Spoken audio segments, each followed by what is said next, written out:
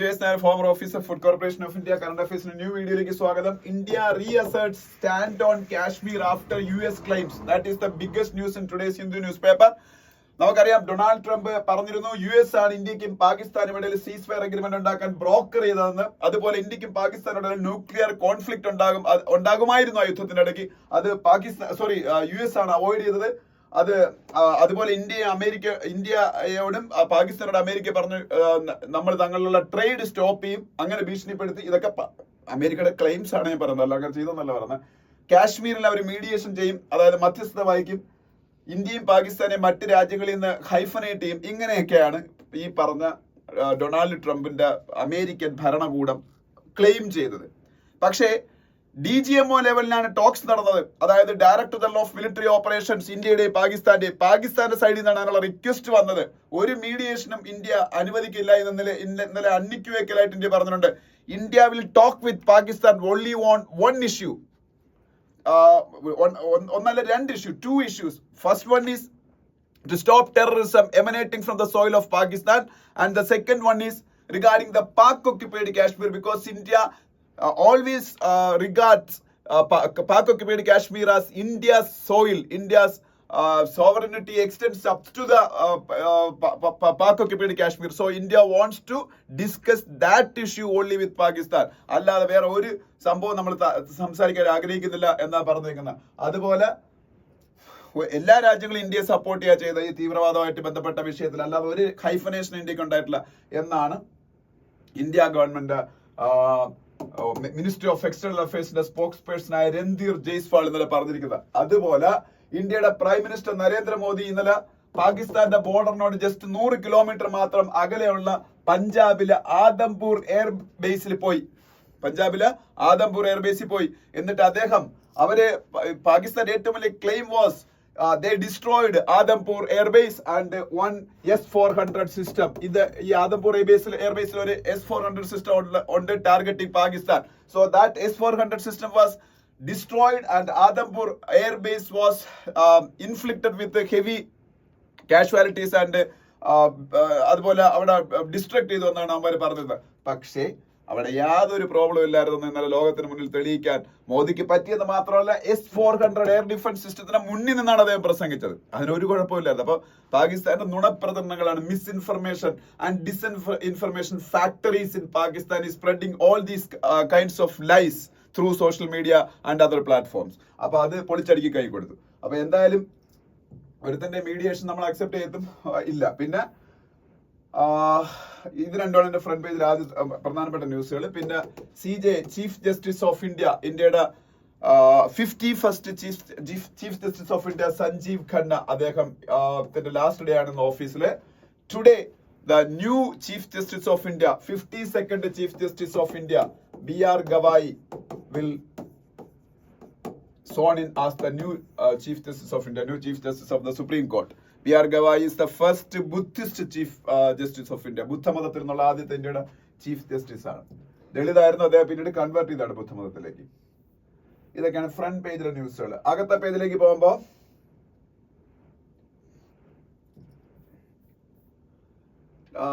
അത് ജമ്മു ആൻഡ് കാശ്മീരിൽ നടന്ന ഒരു എൻകൗണ്ടർ, അതിൽ കുറെ ടെററിസ്റ്റുകൾ മരിച്ചതിനെ കുറിച്ചൊക്കെയാണ്. പിന്നെ നിതീഷ് കുമാർ, ബീഹാറിന്റെ ചീഫ് മിനിസ്റ്റർ, അദ്ദേഹത്തിന്റെ ഒരു ഫോട്ടോ കാണാം. Bihar is going to election this year and Nitish Kumar is the incumbent chief minister of Bihar.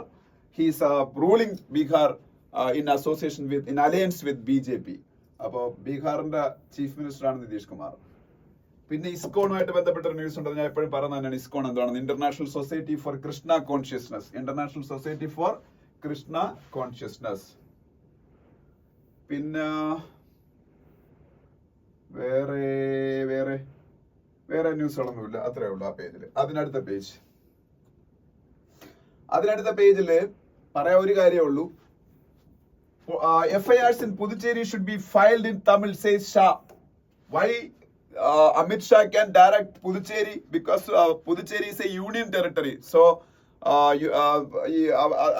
Central government direct administration ആണല്ലോ യൂണിയൻ ടെറിട്ടറീസ് വരുന്നത്. പിന്നെ അവിടെ ഒരു ലെജിസ്ലേച്ചർ ഉണ്ട്, അത് സത്യമാണ്. അവിടുത്തെ പിന്നീട് ലഫ്റ്റനന്റ് ഗവർണർ കൈലാസനാഥനാണ്. Kailasanathan is the lieutenant governor of Puducherry. പുതുച്ചേരിയിൽ ഇനി മുതൽ FIRs, first information reports police തയ്യാറാക്കുമ്പോൾ that should be in Tamil only. പക്ഷേ അത് തമിഴ് മനസ്സിലാകാത്ത ആൾക്കാർ ആരെങ്കിലും ഉണ്ട്, അവർക്ക് വേറെ ലാംഗ്വേജിൽ വേണമെങ്കിൽ അത് കൊടുക്കാനുള്ള ഫെസിലിറ്റീസ് ചെയ്ത് കൊടുക്കണമെന്നാണ് പറഞ്ഞേക്കുന്നത്. ഇപ്പൊ ഭാരതീയ ന്യായ സംഹിതയുടെ അണ്ടറിലൊക്കെയാണ് FIRs ഒക്കെ ഇടുന്നത്. അപ്പൊ ഇന്ത്യക്ക് ഇപ്പൊ മെയിൻലി 3 ക്രിമിനൽ ലോസ് ആണല്ലോ ഉള്ളത്. മുമ്പ് IPC ഇന്ത്യൻ പീനൽ കോഡ് ഉണ്ടായിരുന്നു, അതിന് പകരം എന്ത് വന്നു? ഭാരതീയ ന്യായ സംഹിത വന്നു. ഇന്ത്യൻ പീനൽ കോഡിന് പകരം എന്ത് വന്നു? ഭാരതീയ ന്യായ സംഹിത. CRPC ക്രിമിനൽ പ്രൊസീജിയർ കോഡ് എന്നൊരു സംഭവം ഉണ്ടായിരുന്നു, ക്രിമിനൽ പ്രൊസീജിയർ കോഡ് CRPC. അതിന് പകരം ഭാരതീയ നാഗരിക് സുരക്ഷാ സംഹിത, ഭാരതീയ നാഗരിക് സുരക്ഷാ സംഹിത. ഇനി ഇന്ത്യൻ എവിഡൻസ് ആക്ട് എന്നൊരു സംഭവം ഉണ്ടായിരുന്നു, അതിന് പകരം ഭാരതീയ Sakshya Adhiniyam, Bharatiya Sakshya Adhiniyam in place of Indian evidence act. ഇതെല്ലാം നിലവിൽ വന്ന ദിവസം കൂടെ അറിഞ്ഞിരിക്കണം, July 1, 2024.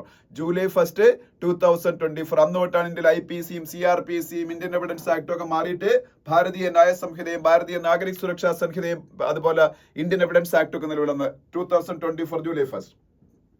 അതുപോലെ തന്നെ 2017 July 1 ഉണ്ട്, അതും വളരെ ഇമ്പോർട്ടന്റ് ആണ് ഇന്ത്യയുടെ ഹിസ്റ്ററിയിൽ. That is the day India started GST, goods and service tax, has the unified indirect tax system in India. ഇന്ത്യയിലെ യൂണിഫൈഡ് ഇൻഡയറക്ട് ടാക്സ് സിസ്റ്റം ആയിട്ട് GST, goods and service tax start ചെയ്ത് 2017 July 1. അതുകൊണ്ട് July 1 is also known as GST day. GST day എന്നും July 1 നമ്മൾ വിളിക്കും. വേറെ ഒന്നും അവിടെ പറയാനില്ല. അതിന്റെ അടുത്ത പേജിൽ പോകുന്നു. അതിന്റെ അടുത്ത പേജിൽ പോകുമ്പോ അതിന്റെ അടുത്ത പേജിൽ നമുക്ക് അങ്ങനെ ആവശ്യമുള്ള ന്യൂസുകളൊന്നുമില്ല, ഒന്നും വേണ്ട. അതിനടുത്ത പേജിൽ പോവാം. നമുക്ക് എഡിറ്റോറിയൽസ് നോക്കാം. First editorial is about prime message എന്ന് പറഞ്ഞ എഡിറ്റോറിയലാണ്. പ്രൈം മെസ്സേജ് എന്ന് പറഞ്ഞ എഡിറ്റോറിയൽ മെയിൻലി നരേന്ദ്രമോദി ഇന്നലെ നടത്തിയ ആദംപൂർ എയർബേസ് വിസിറ്റ്, അതുപോലെ തന്നെ അദ്ദേഹം രാഷ്ട്രത്തോട്, നേഷനോട് അതിന്റെ തലേന്ന് നടത്തിയ അഡ്രസ്, ഇതിനെയൊക്കെ കുറിച്ചാണ്. അപ്പൊ ആദംപൂർ എയർബേസില് പഞ്ചാബിലാണ്, ഇന്ത്യയുടെ പഞ്ചാബിലാണ് ആദംപൂർ എയർബേസ് എയർഫോഴ്സിൻ്റെതാണ്. അത് ജസ്റ്റ് 100 കിലോമീറ്റേഴ്സ് മാത്രം അകലെയാണ് പാകിസ്ഥാന്റെ അതിർത്തിയിൽ നിന്ന്. അപ്പോ മോഡി അതുവഴി കൊടുത്ത ഒരു മെസ്സേജ് എന്ന് പറയുന്നത് ഇന്ത്യയുടെ ടെററിസത്തിന് എഗെയിൻസ്റ്റ് ആയിട്ടുള്ള സ്റ്റാൻഡ് പഴയ സ്റ്റാൻഡ് അല്ല. India changed its doctrine regarding the terrorism emanating from the Pakistan soil. അതെന്ന് വെച്ചാൽ ഇത്രയും കാലം റിസ്ട്രെയിൻറ്റിന്റെ ആയിരുന്നു, അതുപോലെ ഡിപ്ലോമസിയുടെ ആയിരുന്നു. ഗ്ലോബൽ ഒപ്പീനിയൻ പാകിസ്ഥാന് എഗെയിൻസ്റ്റ് ആയിട്ട് തിരിച്ചുവിട്ടുകൊണ്ട് പാകിസ്ഥാൻ ഐസൊലേറ്റ് ചെയ്യുന്നതിലായിരുന്നു ഇത്രയും കാലം. Now it is no more the same. If a terrorism incident happened in Indian soil from the Pakistan-based terrorists, Pakistan needs to pay a price. Operation Sindoor showed what kind of price Pakistan is going to pay in the future situations like Pahalgam incident. അപ്പോൾ Pahalgam incident പോലുള്ള incidents ഉണ്ടായാൽ ഫ്യൂച്ചറിലും operation സിന്ദൂറുകൾ ഉണ്ടാവും. ഇനി ഒരു terrorist അറ്റാക്സും ഇതേപോലെ അല്ലാതെ address ചെയ്യപ്പെടാൻ പോണില്ല എന്നാണ്. ഇനി അങ്ങനെ ആയിരിക്കും. നിങ്ങൾ നോക്കിക്കോ, പഹൽഗാമിന് ശേഷം നമ്മൾ ഓപ്പറേഷൻ സിന്ദൂർ നടത്തി ഇതുപോലെ ചെയ്തതുപോലെ ഇനി ഒരു ടെററിസ്റ്റ് ഇൻസിഡന്റ് ഉണ്ടായാലും അങ്ങനെ ആയിരിക്കും. അതായി ഇന്ത്യയുടെ ചേഞ്ച്ഡ് ഡോക്ട്രിൻ എന്ന് പറയുന്ന സംഭവം. ഓക്കെ, അപ്പോ ഇന്ത്യ പാകിസ്ഥാന്റെ എക്സ്പ്ലനേഷൻ ഒന്നും കേൾക്കാൻ ഇനി തയ്യാറല്ല. ഇത് നോൺ സ്റ്റേറ്റ് ആക്ടേഴ്സ് ആണ് ചെയ്യുന്നത്, ഭീകരന്മാരാ ചെയ്യുന്നത്. Pakistani government or military establishment has no direct involvement in this and we are not responsible എന്നുള്ള സ്റ്റാൻഡിന് തൊട്ട് ഇന്ത്യ കേൾക്കാൻ റെഡിയല്ല എന്ന് പറയുന്നു. 2016 2019 ഇന്ത്യക്കെതിരെ എത്രയുള്ള ടെററിസ്റ്റ് അറ്റാക്കുകൾ ഉണ്ടായപ്പോൾ നമ്മൾ സർജിക്കൽ സ്ട്രൈക്കുകൾ നടത്തി. ഈ സർജിക്കൽ സ്ട്രൈക്കുകൾ ഇത്ര ഇഫക്റ്റീവ് അല്ലായിരുന്നു. നമ്മളിതിപ്പോ ബ്രോഡ് ഡേ ലൈറ്റില് നമ്മൾ പാകിസ്ഥാനിനോട് കണക്ക് ചോദിക്കുന്ന ലോകം കണ്ടു, പാകിസ്ഥാനും കണ്ടു. അപ്പോ ഇനി പാകിസ്ഥാനെ വിട്ട് ഒറ്റ ചർച്ചയേ ഉള്ളൂ, പാക് ഒക്യുപ്പൈഡ് കാശ്മീർ തിരിച്ചു പിടിക്കാൻ. അല്ലാതെ കാശ്മീരിനെ കുറിച്ച് ഒരു ചർച്ചയില്ല, ഇന്ത്യൻ കാശ്മീരിനെ കുറിച്ച് ഒരു ചർച്ചയില്ല, ഇന്ത്യയുടെ കയ്യിലിരിക്കുന്ന കാശ്മീരിനെ കുറിച്ച് എന്നും പറഞ്ഞു.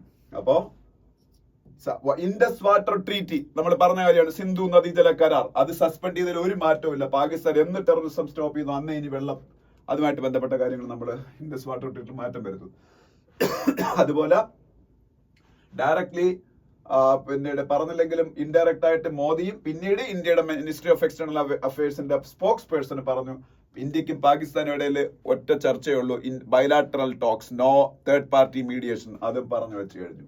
അപ്പോ ഇനി ഫർദർ മൂവ്സ് ഇന്ത്യ എങ്ങനെ പാകിസ്ഥാനുമായിട്ട് ഇനി ഡീൽ ചെയ്യാന്നുള്ള ഫർദർ മൂവ്സ് പാകിസ്ഥാന്റെ ചേഞ്ച്ഡ് റിയാലിറ്റീസിനെ അക്സെപ്റ്റ് ചെയ്യാനുള്ള കപ്പാസിറ്റി ഡിപ്പെൻഡ് ചെയ്തിരിക്കും. അതുപോലെ S-400 എയർ ഡിഫൻസ് സിസ്റ്റം തകർത്തു എന്നുള്ള പാകിസ്ഥാന്റെ ക്ലെയിം പൊളിച്ചടുക്കി. കാര്യം അതിന്റെ മുന്നിൽ നിന്നാണ് അദ്ദേഹം അഡ്രസ് ചെയ്തത്. അതുപോലെ ആദംപൂർ എയർബേസിന് ഒന്നും സംഭവിച്ചില്ലെന്നും മോദി അവിടെ ഡയറക്ട്ലി വിസിറ്റ് ചെയ്തെന്നും ലോകത്തിന് ബോധ്യപ്പെടുത്തി കൊടുത്തു.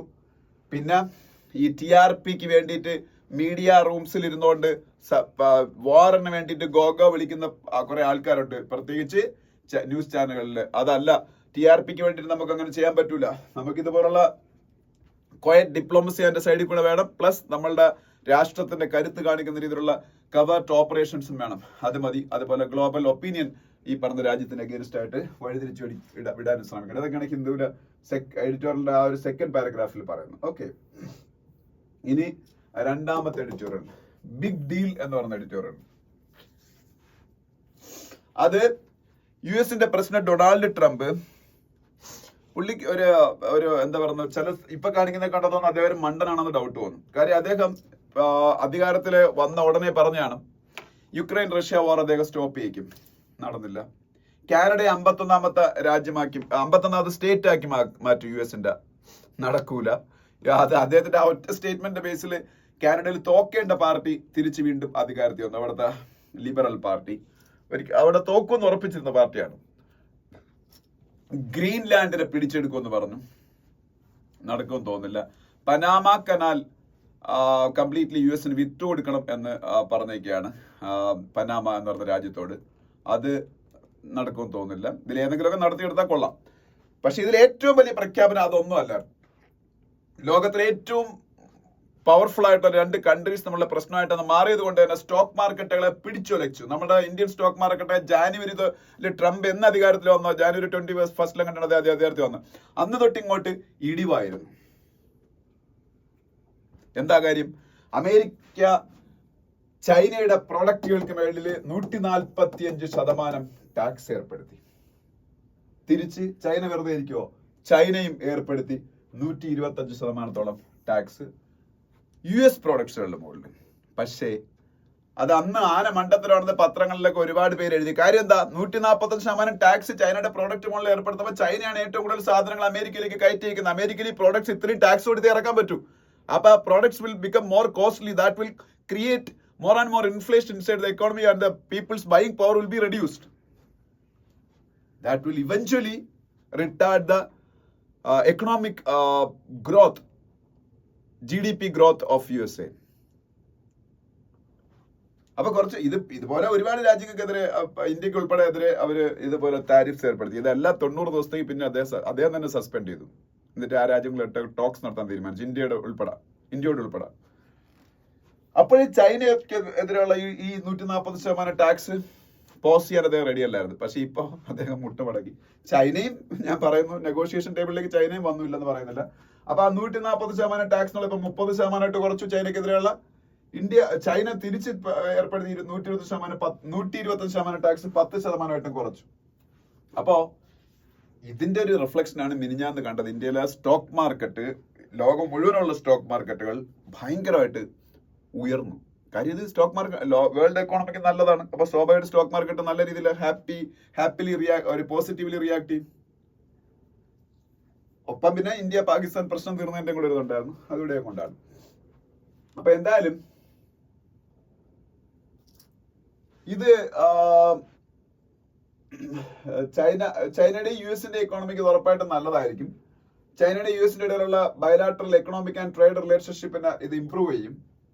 പിന്നെ ഒരുവിധം ചൈനയെ ഒരു നെഗോഷിയേഷൻ ടേബിളിലേക്ക് കൊണ്ടുവരാൻ പറ്റി എന്ന് വേണമെങ്കിൽ ട്രംപിന് ആശ്വസിക്കാം. ഇപ്പൊ ചൈനയും US തമ്മിൽ നെഗോഷിയേഷൻസ് നടന്നുകൊണ്ടിരിക്കുകയാണ് ട്രേഡുമായിട്ട് ബന്ധപ്പെട്ട്. പക്ഷേ അപ്പോഴും US ചൈനയും തമ്മിലുള്ള ട്രേഡ് ഡെഫിസിറ്റ് ഭയങ്കരമായിട്ട് ബലൂൺ ചെയ്തു. ട്രേഡ് ഡെഫിസിറ്റ് എന്ന് പറഞ്ഞാൽ 2 രാജ്യങ്ങൾ തമ്മിലുള്ള വ്യാപാരത്തിൽ ആ ഒരു വിടവ്. ചൈനയാണ് അങ്ങോട്ട് ഇഷ്ടംപോലെ കയറ്റിയിരിക്കുന്നത്, US ഇങ്ങോട്ട് ചൈനയിലിട്ട് വരുന്ന കുറവാണ്. അപ്പം സ്വാഭാവികമായിട്ട് ട്രേഡ് ഡെഫിസിറ്റ് ഉണ്ടാവും ഇൻ ഫേവർ ഓഫ് ചൈന. അപ്പൊ അതാ കൂടി പോയിക്കൊണ്ടിരിക്കുക. അതൊന്നും അഡ്രസ് ചെയ്യാൻ ഈ ട്രംപിന്റെ ഒരു പരിപാടിയും കഴിഞ്ഞിട്ടില്ല. പക്ഷെ ഇന്ത്യ എന്ന് പറഞ്ഞ രാജ്യത്തിന്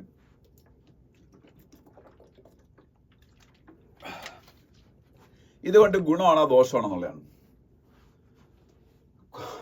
പെട്ടെന്ന് നോക്കുമ്പോൾ ദോഷമാണെന്ന് തോന്നുന്നു. കാര്യം വെച്ചാൽ ഈ ചൈനയും US തമ്മിൽ പ്രോബ്ലംസ് ഉണ്ടാകും. സ്വാഭാവികമായിട്ട് ചൈനയിൽ ഇൻവെസ്റ്റ് ചെയ്യേണ്ട USന്റെയും പല രാജ്യങ്ങളിലെയും ഇൻവെസ്റ്റേഴ്സ് ഇന്ത്യ ഉൾപ്പെടെയുള്ള രാജ്യങ്ങളിലേക്ക് മാറി ഇൻവെസ്റ്റ് ചെയ്യാൻ തീരുമാനിച്ചിരുന്നു. അപ്പൊ ചൈന US റിലേഷൻഷിപ്പ് നോർമലൈസ് ചെയ്യപ്പെടുമ്പോൾ വീണ്ടും ചൈനയിലേക്ക് അവർ പോകാൻ സാധ്യതയുള്ളൂ. കാര്യം ചൈനയിൽ കിട്ടുന്ന ചീപ്പ് ലേബർ, സ്കിൽഡ് ലേബർ, ഇതെല്ലാം അവർ അങ്ങോട്ടേക്ക് അട്രാക്ട് ചെയ്യും. പിന്നെ എനേബിളിംഗ് ആയിട്ടുള്ള ഒരു ബിസിനസ് എൻവയോൺമെന്റും എല്ലാം. എന്നാലും ഒരു പല രാജ്യങ്ങളും ഇപ്പൊ China +1 എന്ന് പറഞ്ഞൊരു മോഡൽ ഡെവലപ്പ് ചെയ്യുന്നുണ്ട്. അതായത് ചൈന മാത്രം ഡിപ്പെൻഡ് ചെയ്യാതെ ഒരു രാജ്യത്തിനെ കൂടെ അതുപോലെ ഡെവലപ്പ് ചെയ്യുക. അതിന്റെ ഒരു അഡ്വാൻറ്റേജ് എടുക്കുക ഇന്ത്യക്ക് മാക്സിമം ശ്രമിച്ചെങ്കിൽ ഇതുവരെയും ഇന്ത്യക്ക് അതിൽ സക്സസ്ഫുൾ ആവാൻ കഴിഞ്ഞിട്ടില്ല. മെയിൻലി അത് വിയറ്റ്നാം ഒക്കെയാണ് ആ കാര്യത്തിൽ സക്സസ്ഫുൾ ആയിക്കൊണ്ടിരിക്കുന്നത്. China +1 ആ ഒരു പോളിസിയുടെ. പിന്നെ അങ്ങനെയുള്ള കാര്യങ്ങളാണ് മെയിൻലി പറഞ്ഞേക്കുന്നത്. പിന്നെ ഇപ്പൊ US-ഉം ഇന്ത്യയും തമ്മിൽ വേറെ ചില പ്രോബ്ലംസ് ഉണ്ടായിക്കൊണ്ടിരിക്കുക. ഇന്ത്യൻ സ്റ്റീലിന്റെയും അലൂമിനിയത്തിന്റെയും മുകളിൽ US കുറെ താരിഫ്സ് ഒക്കെ ഏർപ്പെടുത്തിയിട്ടുണ്ട്. ഇപ്പൊ അത് ഇന്ത്യ ഇപ്പൊ WTO-യിൽ ഇൻഫോം ചെയ്തേക്കാണ്. WTO ആണല്ലോ ട്രേഡ് റിലേറ്റഡ് ആയിട്ടുള്ള വേൾഡ് ബോഡി UN-ന്റെ. അപ്പൊ WTO-യിൽ ഇന്ത്യ ഇൻഫോം ചെയ്തേക്കുന്ന US കാണിച്ചത് സ്റ്റീലിന്റെ അലൂമിനിയത്തിന്റെയും മുകളിൽ ഇന്ത്യയിൽ നിന്ന് പോകുന്ന അങ്ങോട്ടേക്ക് പോകുന്ന സ്റ്റീലിന്റെ അലൂമിനിയത്തിന്റെ മുകളിൽ താരിഫ്സ് ഏർപ്പെടുത്തിയത് അത് വേൾഡ് ട്രേഡ് നോംസിന്റെ വയലേഷൻ ആണ്. അതുകൊണ്ടാണ് WTO അറിയിച്ചത്. അതുകൊണ്ട് നമ്മൾ തിരിച്ച് US-ൽ നിന്ന് വരുന്ന പ്രൊഡക്റ്റുകളുടെ മുകളിൽ താരിഫ് ഏർപ്പെടുത്താൻ പോയാണ്. അപ്പൊ സൈഡ് ലൈനിൽ കൂടെ ഇന്ത്യയും US-ഉം തമ്മിൽ BTA എഗ്രിമെന്റ് ഉണ്ടാക്കാൻ വേണ്ടി ശ്രമിച്ചുകൊണ്ടിരിക്കുക, ബയലാറ്ററൽ ട്രേഡ് എഗ്രിമെന്റ്. അപ്പോൾ അതിന്റെ ഡെവലപ്മെന്റിന് ഈ പറഞ്ഞ ഡിസിഷൻ ഒക്കെ കുറച്ച് കൗണ്ടർ പ്രൊഡക്റ്റീവ് ആയിട്ട് ബാധിക്കാൻ സാധ്യതയുണ്ട്. അപ്പൊ അതൊക്കെയാണ് ഈ പറയുന്നത് സെക്കൻഡ് എഡിറ്റോറിയൽ. പിന്നെ മറ്റ് ആർട്ടിക്കിൾസിലേക്ക് പോകുമ്പോ in India education without employment എന്ന് പറഞ്ഞ ഒരു ആർട്ടിക്കിൾ ആണ്. അപ്പൊ ഇതില് ആക്ച്വലി ഇതൊരു എഡ്യൂക്കേഷനെ കുറിച്ച് നമ്മളെ ഈ നാഷണൽ എഡ്യൂക്കേഷൻ പോളിസി ഉൾപ്പെടെയുള്ള കാര്യങ്ങളെ കുറിച്ച് സ്ക്രൂട്ടനൈസ് ചെയ്തുകൊണ്ടിരിക്കുന്ന ഒരു ആർട്ടിക്കിൾ ആണെങ്കിലും ഇതിൽ കുറെ മണ്ടത്തരങ്ങളൊക്കെ പറയുന്നുണ്ട്. പറയാതിരിക്കാൻ പറ്റൂല ഈ ആർട്ടിക്കിളിനകത്ത്. അതായത് ഞാൻ ഒരു കാര്യം സംഭവിക്കുന്നു, നാഷണൽ എഡ്യൂക്കേഷൻ പോളിസി ഇംപ്ലിമെന്റ് ചെയ്ത് തുടങ്ങിയതിനു ശേഷം തുടങ്ങിയിട്ട് അതിന്റെ കറക്റ്റ് ഇഫക്റ്റ് കിട്ടാൻ സമയമായിട്ടില്ല. 3-4 വർഷമായുള്ളൂ. ഇന്ത്യയിലെ പല സ്റ്റേറ്റുകളിൽ ഒരിക്കലും അത് ഇംപ്ലിമെന്റ് ചെയ്ത് തുടങ്ങിയിട്ട് പോലുമില്ല. വർഷങ്ങളായിട്ട് ഇന്ത്യയിൽ ഈ എഡ്യൂക്കേഷൻ പലപ്പോഴും എംപ്ലോയ്മെന്റിന് ഹെൽപ്ഫുൾ ആവാറില്ല. എഡ്യൂക്കേറ്റഡ് ആയിട്ടുള്ള ഗ്രാജുവേറ്റ്സിൽ പോലും 42% പേരൊക്കെ എംപ്ലോയബിൾ ആയിട്ടുള്ളതാണ്.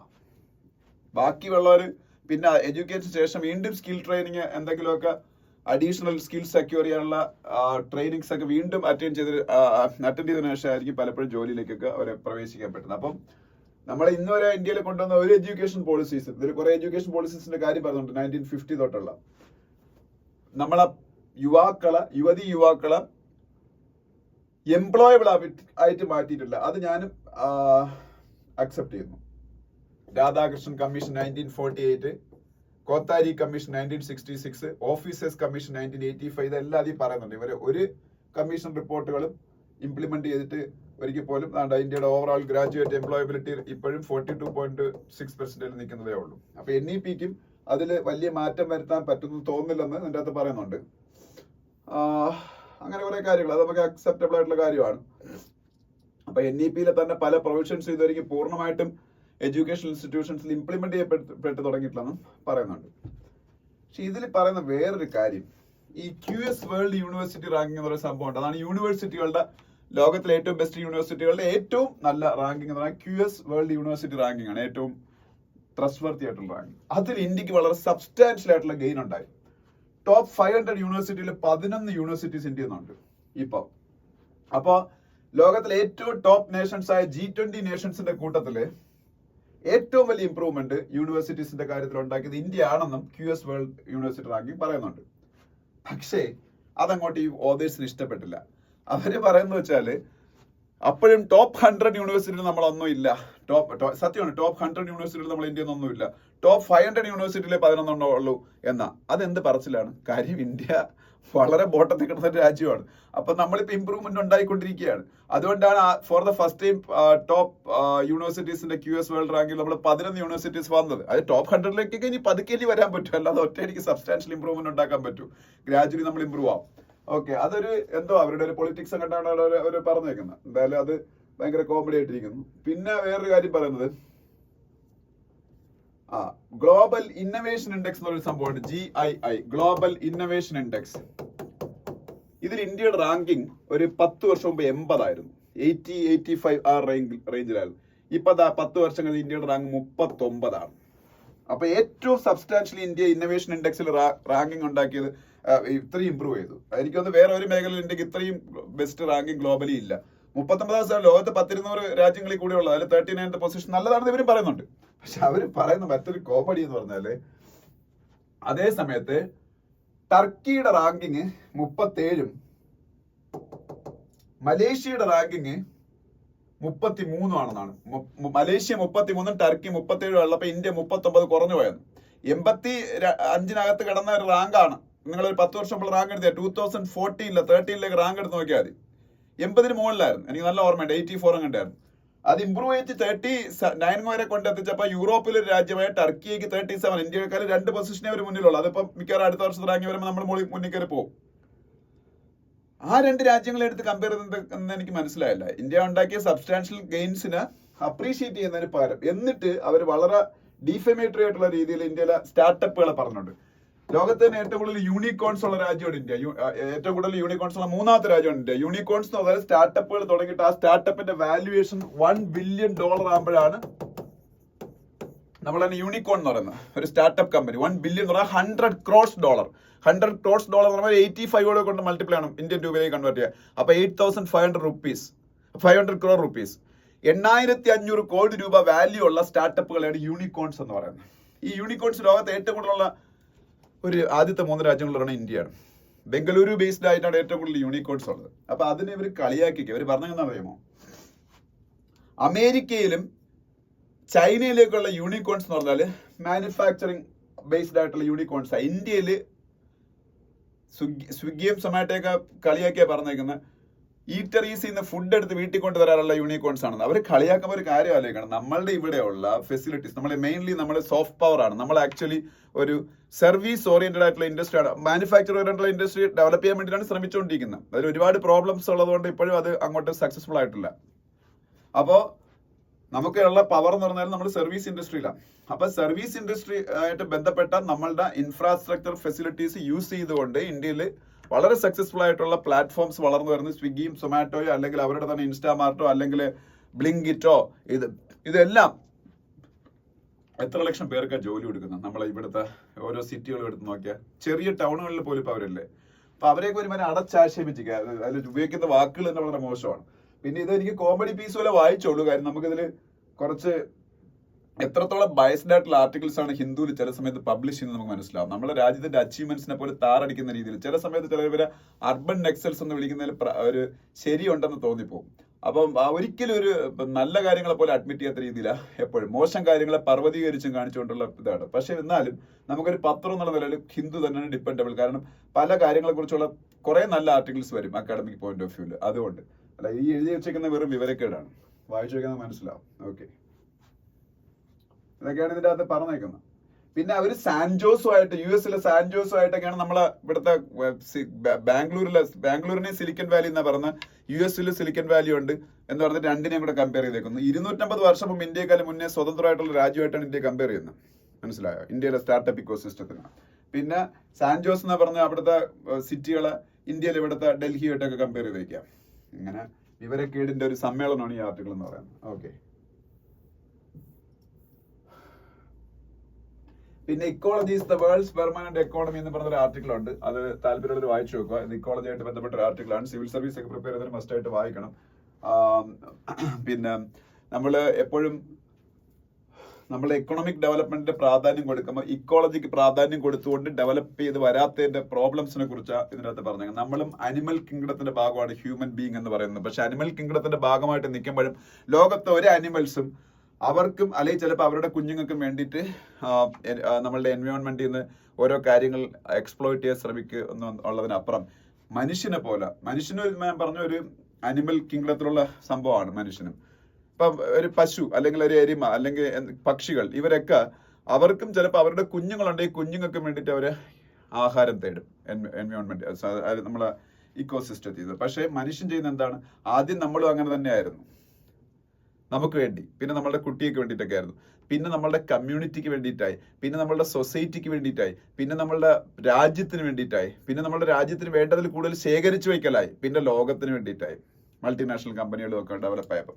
അപ്പം പലപ്പോഴും ഇത്തരത്തിലുള്ള ഈ അൺചെക്ഡ് ആയിട്ടുള്ള എക്സ്പ്ലോയിറ്റേഷൻ ഓഫ് അവർ എൻവയോൺമെന്റ് അല്ലെങ്കിൽ എക്കോളജി എന്ന് പറയുന്നത്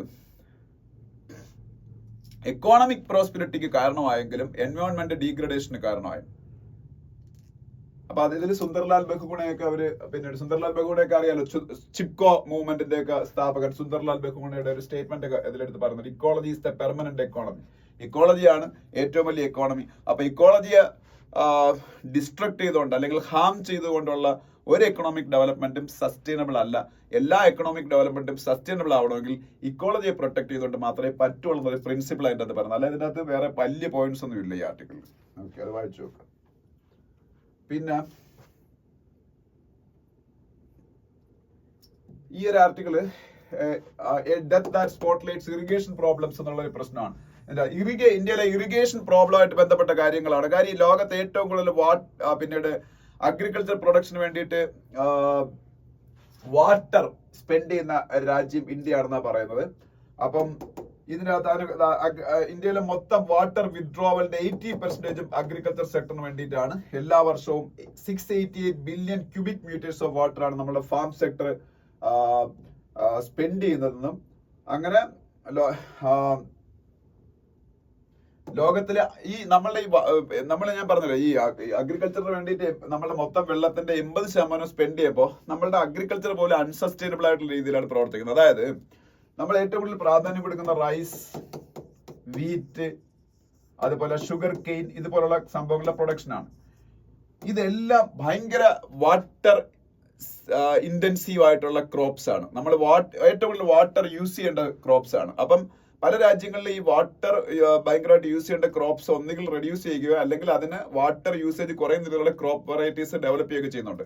അങ്ങനെയൊക്കെ ഇന്ത്യ ഇപ്പൊ ചിന്തിക്കാൻ തുടങ്ങിയിട്ടുണ്ട്. പക്ഷെ ഇപ്പോഴും ലാർജ്ലി അങ്ങനെ അല്ല നടക്കുന്നത്. അപ്പൊ ഇതെല്ലാം ഭയങ്കര വാട്ടർ ഇന്റൻസീവ് ആയിട്ടുള്ള ക്രോപ്സ് ആണ്. പിന്നെ നമ്മൾ വാട്ടർ കൺസർവേഷൻ ഒന്നും പ്രോപ്പറായിട്ട് ചെയ്യാതെ നമ്മൾ ഈ ഓരോ ഇപ്പൊ ഇസ്രായേൽ എന്നൊരു രാജ്യം എടുത്താൽ അവിടെ അഗ്രികൾച്ചറിന് വേണ്ടിയിട്ട് നമ്മളെ ഇന്ത്യയിൽ ഉത്പാദിപ്പിക്കുന്ന സെയിം സാധനം ഉത്പാദിപ്പിക്കുക അവർ ഉപയോഗിക്കുന്ന വെള്ളത്തിന്റെ ഇരട്ടിയായിരിക്കും നമ്മൾ ഉപയോഗിക്കുന്നത്. കാര്യം അവർ അത്രയും സസ്റ്റൈനബിൾ ആയിട്ടുള്ള രീതിയിലാണ് വാട്ടർ റിസോഴ്സസ് യൂസ് ചെയ്ത് ഡ്രിപ്പ് ഇറിഗേഷൻ പോലുള്ള സംവിധാനങ്ങളൊക്കെയാണ്. നമ്മൾ അന്ന് യൂസ് ചെയ്യാതെ നമ്മൾ കൂടുതലായിട്ട് ഈ പറഞ്ഞ വാട്ടർ കൺസർവേഷനെ കുറിച്ച് അവെയർ ആവാതെ നമ്മൾ ഈ വാട്ടർ ഇന്റൻസീവ് ആയിട്ടുള്ള ക്രോപ്സും ഒക്കെ കൂടുതലായിട്ട് പ്രൊഡ്യൂസ് ചെയ്യുന്നതുകൊണ്ട് നമ്മൾ ഇന്ത്യയിൽ പലപ്പോഴും വാട്ടർ സ്കേഴ്സിറ്റി, ഈ ഇറിഗേറ്റ് ചെയ്യേണ്ട പല ലാൻഡുകളിലും വാട്ടർ സ്കേഴ്സിറ്റി ഉണ്ടാകുന്നു. അത് ഫാമേഴ്സിന് ഭയങ്കര ഡിസ്ട്രെസ് ഉണ്ടാക്കുന്നു. അൾട്ടിമേറ്റ്ലി നമ്മളുടെ ഇക്കോസിസ്റ്റത്തിന് വലിയ പ്രശ്നം ഉണ്ടാക്കുന്നു. ഫാമർ സൂയിസൈഡ് ഒരെണ്ണം നടന്നു അതുമായിട്ട് ബന്ധപ്പെട്ട് അതിന്റെ ബേസിലായി ഈ ആർട്ടിക്കിൾ. അതൊക്കെ എൻ്റെ അകത്തുള്ളത്. ഇനി പഞ്ചാബിലെ അമൃത്സറിലെ ഒരു സ്പ്യൂരിയസ് ആയിട്ടുള്ള ലിക്കർ കുടിച്ച് കുറച്ച് ആൾക്കാർ മരിച്ചു. 21ഓളം പേര്. അമൃത്സർ ആണ് പഞ്ചാബിലെ ഹോളി സിറ്റി എന്ന് നിങ്ങൾക്ക് അറിയാം.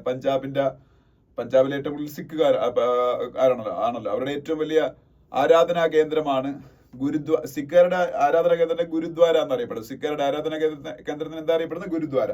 സിഖുകാരുടെ ഏറ്റവും വലിയ ഗുരുദ്വാരയാണ് ഗോൾഡൻ ടെമ്പിൾ. ആ ഗോൾഡൻ ടെമ്പിൾ ഒക്കെ നിൽക്കുന്ന എവിടെയാണ്? ഈ പറഞ്ഞ അമൃത്സറിലാണ്. ഓക്കെ. പിന്നെ അരുണാചൽ പ്രദേശുമായിട്ട് ബന്ധപ്പെട്ട ഒരു ന്യൂസ് ഉണ്ട്. അരുണാചൽ പ്രദേശത്ത് കുറെ ഡാംസ് ഒക്കെ കൺസ്ട്രക്ട് ചെയ്യാൻ പോകുന്നതായിട്ട് ബന്ധപ്പെട്ട ഒരു ന്യൂസ് ഉണ്ട്. അരുണാചൽ പ്രദേശിന്റെ ചീഫ് മിനിസ്റ്റർ ആണെന്ന് പഠിച്ചു വെച്ചേക്കണം, പേമ ഖണ്ഡു ആണ്. അരുണാചൽ പ്രദേശിലെ ചീഫ് മിനിസ്റ്റർ ആണ് പേമ ഖണ്ഡു. അരുണാചൽ പ്രദേശിന്റെ ക്യാപിറ്റൽ ഇറ്റാനഗർ ആണ്. ഇറ്റാനഗർ. പിന്നെ ഇത് chief justice of India Sanjiv Khanna അദ്ദേഹത്തിന്റെ സ്റ്റേറ്റ്മെന്റും അദ്ദേഹത്തിന്റെ സക്സസർ ആവുമ്പോൾ ജസ്റ്റിസ് BR ഗവായിയുടെ ഫോട്ടോയൊക്കെ ഇവിടെ കാണാം. Justice BR Gavai. പിന്നെ issue of duplication of EPIC numbers resolved says election commission. EPIC എന്ന് പറഞ്ഞാൽ election photo ID card, elector photo identity card. Elector നമുക്കൊക്കെ ID കാർഡ് ഇല്ലേ ഇലക്ഷന്റെ, അതാണ് ഇലക്ടറൽ ഫോട്ടോ ഐഡന്റിറ്റി കാർഡ്. ഇത് മാനുവലായിട്ട് ഇഷ്യൂ ചെയ്യുന്ന സമയം ഉണ്ടായിരുന്നു. ഇപ്പൊ കംപ്ലീറ്റ്ലി സോഫ്റ്റ്വെയറിന്റെ സഹായത്തോടെ ഇഷ്യൂ ചെയ്യുന്നത്. അപ്പൊ ഡ്യൂപ്ലിക്കേഷൻ ഉണ്ടായി. മാനുവലായിട്ട് ഇഷ്യൂ ചെയ്യുന്ന സമയത്തും മാനുവലി ചെയ്യുമ്പോൾ ചില മിസ്റ്റേക്സ് ഉണ്ടാവില്ല. അപ്പൊ തമിഴ്നാട്ടിലെ ചില കാർഡ്സിൽ, ഇലക്ട്രൽ കാർഡ്സിൽ സെയിം നമ്പർ വെസ്റ്റ് ബംഗാളിലൊക്കെ വരികയൊക്കെ ചെയ്തു. അങ്ങനെ വിഷയമുണ്ട്. അതൊക്കെ ഇപ്പൊ ഡ്യൂപ്ലിക്കേഷനൊക്കെ ഇപ്പോൾ റിമൂവ് എന്നാ പറയുന്നത്. പിന്നെ നെക്സ്റ്റ് പേജിലേക്ക് പോകുമ്പോൾ സൗത്ത് വെസ്റ്റ് മൺസൂൺ ഉടനെ തന്നെ എത്തുമെന്നാ പറയുന്നത്. കാര്യം അതിന്റെ ലക്ഷണങ്ങൾ കണ്ടു തുടങ്ങി. മഴ നമുക്ക് പലയിടത്തും കിട്ടി തുടങ്ങി. മൺസൂൺ ഉടനെ തന്നെ സ്റ്റാർട്ട് ചെയ്യും എന്നൊരു വലിയ ന്യൂസ് ഉണ്ട്. പിന്നെ Haryana steps up crack down on illegal abortions.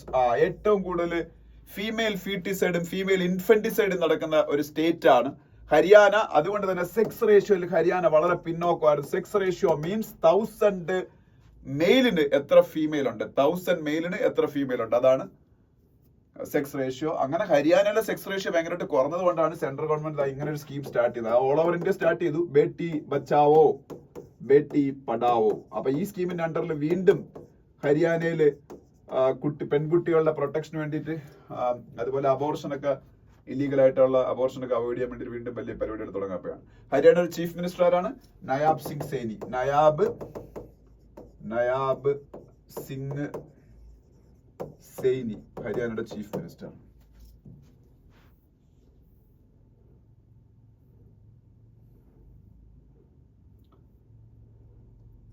Next page. India notifies WTO of plan to impose retaliatory tariffs on US imports. അതേ പറഞ്ഞതാണ്, സ്റ്റീലിലോ അലൂമിനിയത്തിലൊക്കെ US ഇന്ത്യക്കെതിരെ താരിഫ് ഏർപ്പെടുത്തി. അപ്പൊ അതിന്റെ കൗണ്ടർ താരിഫ്സ് നമ്മൾ ഏർപ്പെടുത്താൻ വേണമെന്ന് WTO നമ്മൾ അറിയിച്ചു. ഇന്നലെ ഞാൻ ആദ്യം തുടക്കത്തിൽ ഫ്രണ്ട് പേജിലെ ന്യൂസ് പറഞ്ഞായിരുന്നു. പിന്നെ നമുക്ക് ആവശ്യമുള്ള ന്യൂസുകൾ MSP. ഇത് MSP എന്ന് പറയുന്നത് ഇത് MSP മിനിമം സപ്പോർട്ട് പ്രൈസ് ആണ്. MSP എന്താണ്? Minimum support price. ഈ ഖാരിഫ് സീസണും റാബി സീസണും ഇന്ത്യയുടെ അഗ്രികൾച്ചർ സീസൺസ് മെയിൻലി എന്ന് ഞാൻ പറഞ്ഞു. ആ സീസണിൽ ഉണ്ടാകുന്ന ക്രോപ്പുകൾക്ക് ഗവൺമെന്റ് ഒരു താങ്ങ് വില പ്രഖ്യാപിക്കും ക്വിന്റലിന്. അതാണ് MSP minimum support price.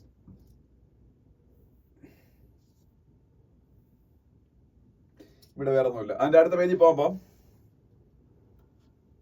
Retail inflation slows to 3.16% in April, lowest in 69 months. കഴിഞ്ഞ 5-6 വർഷത്തെ അല്ലെങ്കിൽ 6-ഓളം വർഷമായിട്ട് ഇന്ത്യയിൽ ഏറ്റവും ലോവസ്റ്റ് ഇൻഫ്ലേഷനിലേക്ക് ഇന്ത്യക്ക് എത്തിച്ചേരാൻ പറ്റി 3.16%. റീറ്റെയിൽ ഇൻഫ്ലേഷൻ എന്ന് പറയുമ്പോൾ അത് കാൽക്കുലേറ്റ് ചെയ്ത് 2 തരത്തിലുള്ള ഇൻഫ്ലേഷൻ ഉണ്ട്. റീറ്റെയിൽ ഇൻഫ്ലേഷനും ഹോൾസെയിൽ ഇൻഫ്ലേഷനും. റീറ്റെയിൽ ഇൻഫ്ലേഷൻ കാൽക്കുലേറ്റ് ചെയ്യുന്ന CPI വെച്ചാണ്, consumer price index. Retail inflation calculate ചെയ്യുന്നത് എന്താ വെച്ചാണ്? CPI, കൺസ്യൂമർ പ്രൈസ് ഇൻഡെക്സ് വെച്ച്. ഹോൾസെയിൽ ഇൻഫ്ലേഷൻ കാൽക്കുലേറ്റ് ചെയ്യുന്നത് എന്താ വെച്ചാണ്? WPI, ഹോൾസെയിൽ പ്രൈസ് ഇൻഡെക്സ് വെച്ച്.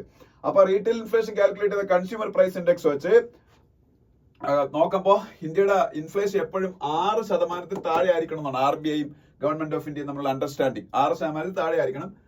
ഏറ്റവും ലോസ്റ്റ് 2% വരെ കൊണ്ടെത്തിക്കണമെന്നാ. ഇപ്പൊ India well below the target of 6%.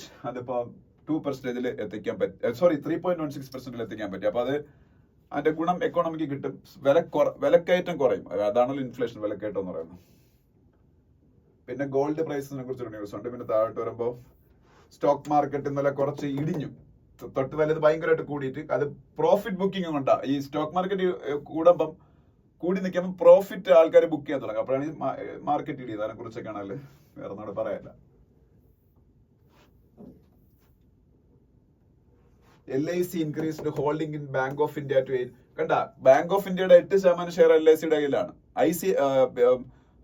അതുപോലെ നമ്മളുടെ IDBI ബാങ്കിന്റെ ഓൾമോസ്റ്റ് ഫുൾ പകുതി കൂടുതൽ ഷെയറും LICയുടെ കയ്യിലാണ്. കാര്യം എന്താണെന്ന് വെച്ചാൽ LIC ആണ് ഇന്ത്യയിലെ ഏറ്റവും വലിയ DII, ഡൊമസ്റ്റിക് ഇൻസ്റ്റിറ്റ്യൂഷണൽ ഇൻവെസ്റ്റർ.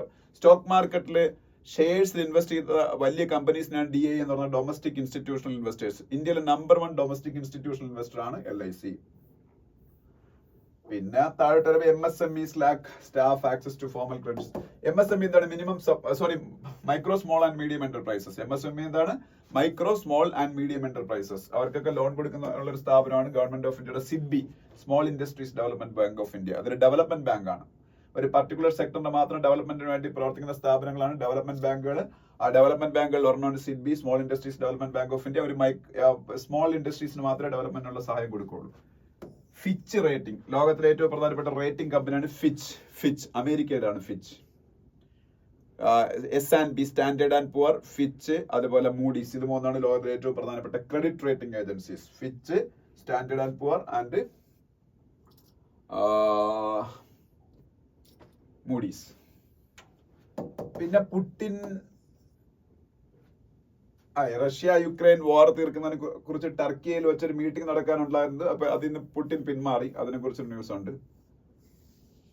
പിന്നെ സൗദി വിസിറ്റ് ചെയ്യുന്നു യുഎസിന്റെ president Donald Trump. Saudi visit ചെയ്യുന്നു യുഎസിന്റെ പ്രസിഡന്റ് ഡൊണാൾഡ് ട്രംപ്. അപ്പൊ സൗദി യുഎസിൽ $100 ബില്യൺ അല്ല, $1 ട്രില്യൺ $1 ട്രില്യൺ 1000 കോടി ഡോളറാണ് ഇൻവെസ്റ്റ് ചെയ്യാന്ന് പറഞ്ഞു. സൗദി യുഎസിൽ പല ഫീൽഡ്. സൗദിയിലെ കാശുണ്ട്, യുഎസിൽ അങ്ങനെ ഇൻവെസ്റ്റ് ചെയ്ത് 20 മില്യൺ അങ്ങാണ്ട് ആൾക്കാർക്ക് ജോലി ജനറേറ്റ് ചെയ്യുമെന്നാ പറയുന്നത്. അത് വേണ്ട, ഞാൻ ജസ്റ്റ് പറഞ്ഞാണ്. $1 ട്രില്യൺ 600 ബില്യൺ ആണ് ഇപ്പൊ അവർ ഇൻവെസ്റ്റ് ചെയ്യാൻ പോകുന്നത്. അത് 1 ട്രില്യൺ ആയിട്ട് എൻഹാൻസ് ചെയ്യുന്നൊക്കെ സൗദി ക്രൗൺ പ്രിൻസ് ആയ മുഹമ്മദ് ബിൻ സൽമാൻ പറഞ്ഞേക്കുന്നു. Muhammad bin Salman. Donald Trump ഇന്നലെ സൗദി വിസിറ്റ് ചെയ്തു. അപ്പോ പിന്നെ മാൽദീവ്സ്, ഇന്ത്യക്ക് ഏറ്റവും കൂടുതൽ ഈ ഇടയ്ക്ക് പണിയുന്ന ഒരു രാജ്യമാണ് മാൽദീവ്സ്. മാൽദീവ്സിന്റെ പ്രസിഡന്റ് മുഹമ്മദ് മൊയ്സു ഭയങ്കര ആന്റി ഇന്ത്യ ആയിരുന്നു. മുഹമ്മദ് മൊയ്സു അയാൾക്ക് പക്ഷെ ഇപ്പൊ മനസ്സിലായി ആന്റി ഇന്ത്യ കളിച്ചുകൊണ്ടിരുന്നിട്ട് കാര്യമില്ല. കാര്യം രാജ്യം ഭയങ്കര എക്കണോമിക് ഡിസ്ട്രസ്സിലാ. സഹായിക്കാൻ ഇന്ത്യ ഉള്ളൂ. ഇന്നലെയും കൊടുത്തു $50 മില്യൺ ആ രാജ്യത്തിന്, മാൽദീവ്സിന്. പിന്നെ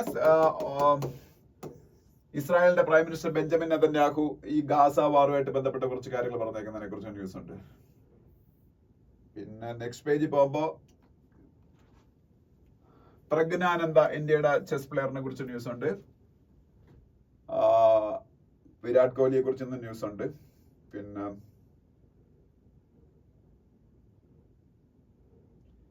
വേറെ ഇറ്റാലിയൻ ഓപ്പൺ നടന്നുകൊണ്ടിരിക്കുന്നു. ഫൈനലി ആര് വിൻ ചെയ്യുന്നു നമുക്ക് നോക്കാം. ഇറ്റാലിയൻ ഓപ്പൺ ഇന്നലെ അതിനെ കുറിച്ച് പറഞ്ഞായിരുന്നു. പിന്നെ ഇറ്റലിയുടെ ഫുട്ബോൾ ലീഗ് സിരി എ കുറിച്ചൊരു ന്യൂസ് ഉണ്ട്. ഇറ്റലിയുടെ ഫുട്ബോൾ ലീഗാണ് Serie A. Gukesh world chess ചാമ്പ്യനെ കുറിച്ചൊരു ന്യൂസ് ഉണ്ട്. ഇത്രയേ ഉള്ളൂ. അപ്പം ഇനി നാളെ കാണാം. Thank U.